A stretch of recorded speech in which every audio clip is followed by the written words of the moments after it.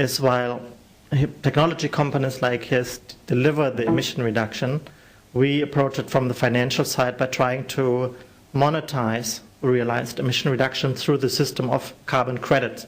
I'm hoping that people in the audience have somewhat of a background in what that actually is, because I'm not going to spend much time in trying to explain. Maybe later in the panel, if there's a question about it, you can ask me then. What I do want to talk about is we have these carbon markets, as they are called now, for about 5 years in operation. And I want to use the opportunity to just take stock a little bit of what have these markets actually delivered so far. Next. Before I do that, I just want to just briefly go over the big picture. We know the climate change is there, it's happening, right? There's time pressure. Next. If we look at the impacts of climate change, the areas that look blue, and especially dark blue, are the ones that are going to be hit hardest. So you see that especially this region can expect some very negative consequences of that. So you're a stakeholder. Next. If you look at the challenge, and I mean many things have been presented already, that's why I'm going over this very quickly. If we look at actual emissions and emission trends, and if we look at what's necessary to get to sustainable levels, you see the gap. Right, this corresponds exactly to the numbers that Mr. Novak has presented. Basically, I just pulled a very interesting little piece of data. You are aware that we have now these Copenhagen Accords, and that under the Copenhagen Accords, countries have been asked to associate with the Accords and submit to the UN their commitments, voluntary commitment, pledges, comes in different forms. If we look at what has been submitted so far, that if 100% implemented would get us to an emission level of about 49 billion tons of CO2 per year. However, what is required to stabilize with a 2% degree increase is about 45.6 million. That means current commitments, even with the Copenhagen pledges, is somewhat falling short, but we are moving into the right direction. Next. That was just the big picture. Now let's talk about carbon credits. Right? Carbon credit is more or less an incentive mechanism to encourage investment in clean technology in developing countries. Right? It's a process that is regulated by the UN, and there is a process, an implementation process associated with that is in this picture. The theories of carbon credits is that for some project types, the revenue from carbon credits can be quite substantial. For example, if you do landfill gas management, if you do other kind of methane avoidance, wastewater treatment, biogas production, avoided biomass decay from the use of biomass wastes that were otherwise landfilled, for example, right? You also have a situation, of course, it's a regulatory system that costs additional money on top of the investment that renewable energy investment requires. But the good news is that the cost of applying for these carbon credits are usually borne by those people who want to then acquire those carbon credits. That means even though there are costs to the project, they usually don't need to be financed by the project operator. So that looks friendly enough. Also, projects, especially in this region, in Thailand, they have a whole lot of co-benefits that makes these actually not only emission reduction projects from a carbon perspective, but they also create local economic benefits, social benefits, environmental benefits that have a value and that are actually valued by some of the carbon buyers. Next.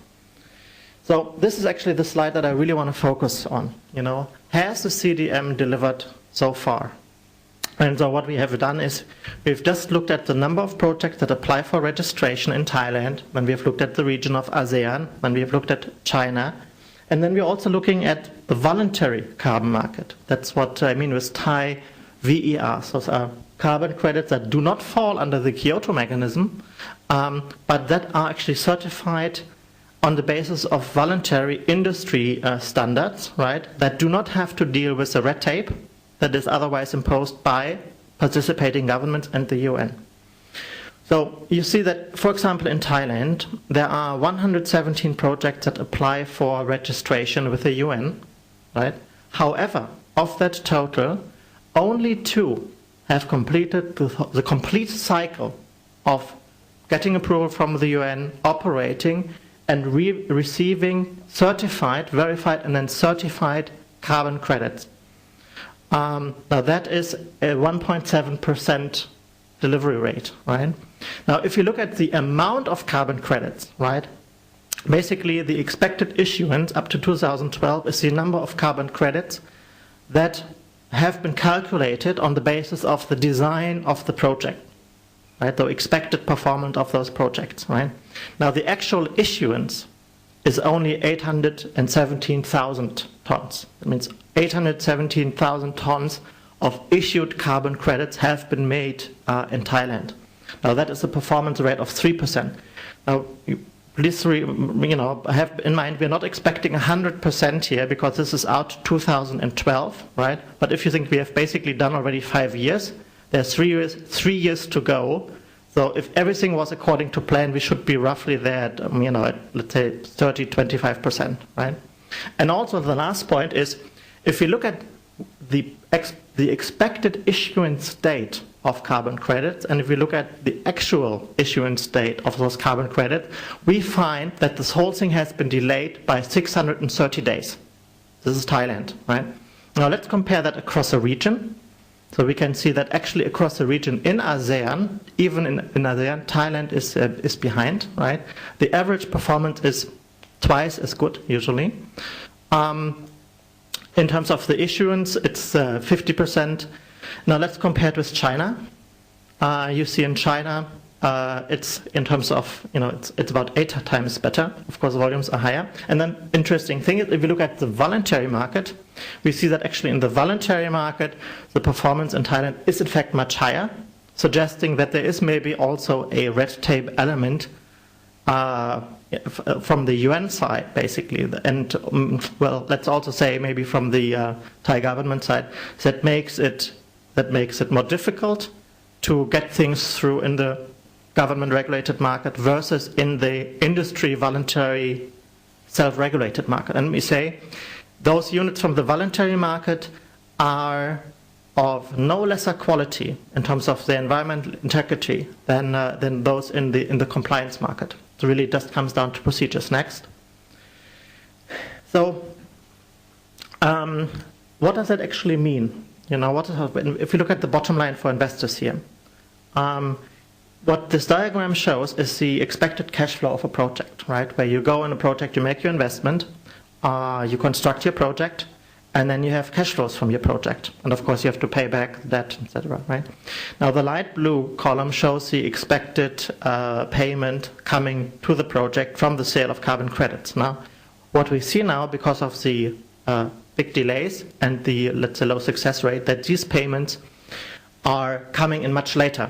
So in theory, right, the carbon revenue starts soon after a project enters operation, but in reality, the carbon revenue stream is extremely unreliable and delayed, right? Even for some investors, the first cash from carbon comes after the expected payback period. Now, what is the implication of that? The implication of that is that under current condition, right, investors cannot rely on carbon when they plan their project financially, which also explains in part why, for example, banks in Thailand are not willing to value the cash flow from carbon credits when assessing the risk of a project, or if they have to go through the approval of a loan. And the carbon revenue is only a cherry on top. Now, that is actually quite problematic because it deprives, basically, it makes this carbon credit and this whole carbon business actually irrelevant. Next.